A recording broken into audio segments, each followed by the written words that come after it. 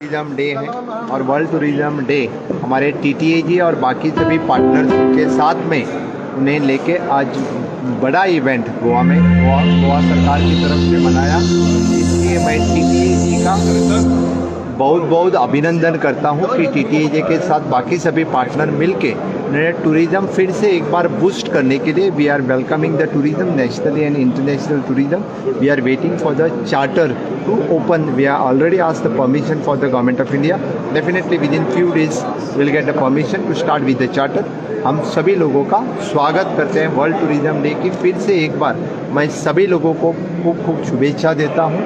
Being a Goa is a touristic state, we are celebrating the World Tourism Day in a big way in the state.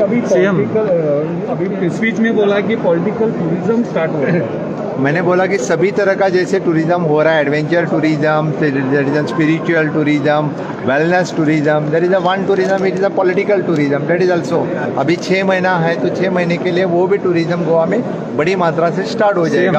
हम उसका भी स्वागत करते हैं कि बड़ा बिझनेस बने। लोईजिंग कालोरांनी आज काँग्रेस सोडून तृणमूलमध्ये प्रवेश केला आहे, कसं बघता तुम्ही त्याच्याकडे? सीनियर कांग्रेस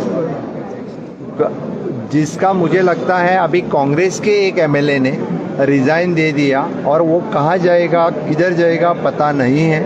कांग्रेस में तो ये अभी मुझे लगता है आदत हो गई है। गोवा के कांग्रेस वाले सभी रिज़ाइन करके दूसरी पार्टी ज्वाइन कर रहे हैं। जब से 2017 स्टार्ट हुआ है तब से सभी कांग्रेस छोड़ रहे हैं। इसी का मतलब है उड़ते जहाज में कोई रुकने की सोच नहीं रहा है।